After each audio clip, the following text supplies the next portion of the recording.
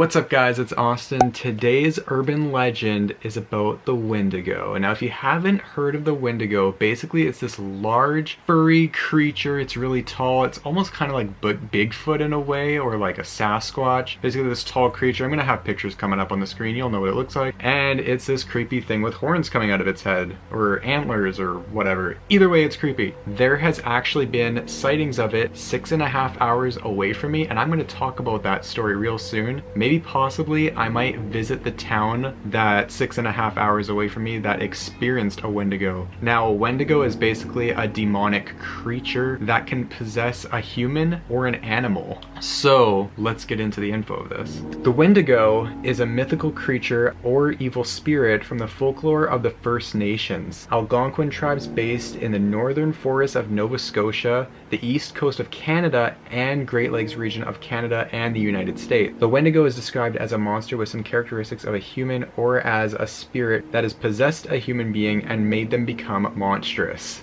Its influence is said to invoke acts of murder, invasible greed, cannibalism, and the cultural taboos against such behaviors. I'm going to warn you before I read this story about this town that's somewhat close to me that experienced the Wendigo. It gets violent. It's cannibalism, it's eating people. Yeah, it's graphic.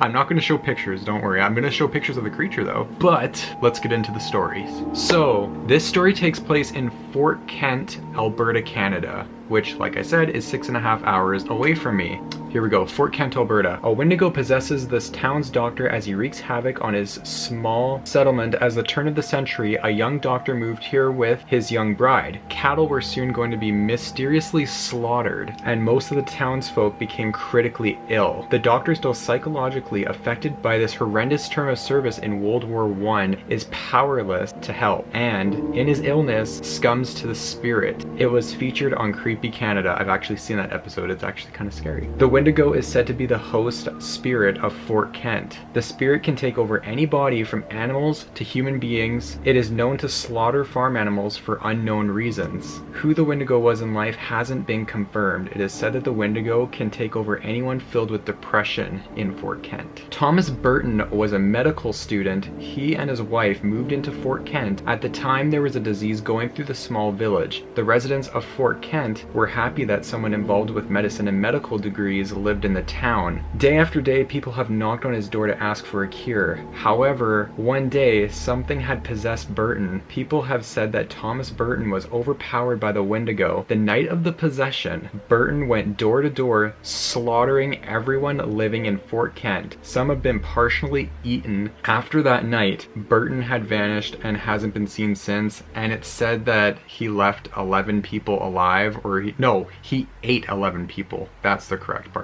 He ate 11 people. I know, gross. One particular website, castleofspirits.com, claims the legend dates back to the 1920s, when a strange creature haunted the woods around Fort Kent. So yeah, woods, big tall creature, creepy, and was blamed for a few disappearances and animal deaths. It expands on the legend further, saying a rancher heard moaning wails, left his home with a rifle to protect his horses from whatever creature was attacking them, and saw a very large dark shape with glowing red eyes shambling towards him. The rancher shot at the creature, which apparently annoyed it, and it wandered back into the forest. This particular site also claims that Fort Kent was once a small settlement in northern Alberta and is just now a ghost town. So clearly they haven't done much in the way of fact checking. Another legend I found talks about a doctor settling in Fort Kent after one of the world wars. A smallpox epidemic decimated the town and killed his wife as well. Overcome by grief, he locked himself in his home with her body for days and ate it. Yeah, I wasn't kidding when I said the story is going to get violent. In accounts of Wendigo psychosis, it was reported that members of the Aboriginal communities in which it existed believed that cases literally involved individuals turning into Wendigos. Such individuals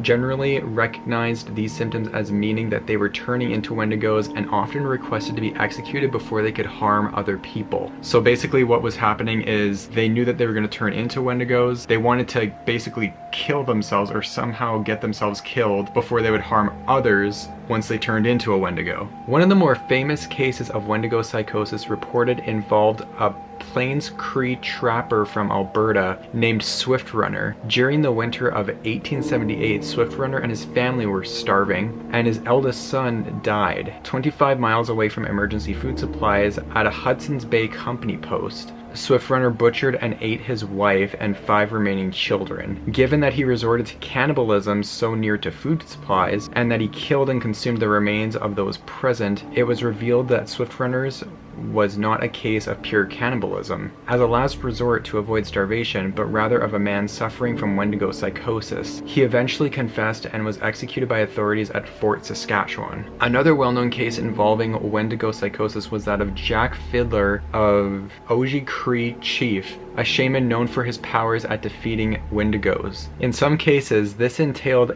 euthanizing people suffering from Wendigo psychosis. As a result, in 1907, Fiddler and his brother Joseph were arrested by the Canadian authorities for murder. Jack committed suicide, but Joseph was tried and sentenced to life in prison. He ultimately was granted a pardon, but died 3 days later in jail before receiving the news of his pardon. So this town, Fort Kent, Alberta, I'm gonna try and go there eventually and see if I can do an exploration in Fort Kent of this haunted Wendigo demon creature. I think that would be like a really fun video. Let me know what you guys think about this story and all that other stuff. And now, here's how you can become a Wendigo. In most versions of the legend, a human becomes a Wendigo after his or her spirit is corrupted by greed or weakened by extreme conditions, such as hunger and cold. In other legends, humans become Wendigos when possessed by a prowling spirit during a moment of weakness. So there you go, that is the story of the Wendigo. Like I said, I do plan on going to Fort Kent one day and potentially exploring this haunted, demonic creature. Yeah, we would just have to see how it goes. I think it would be a really fun video. So yeah, anyways, I hope you guys enjoyed that, found it really creepy, and I'll see you guys in the next video. Please comment, like, and subscribe. See you guys later. Bye guys.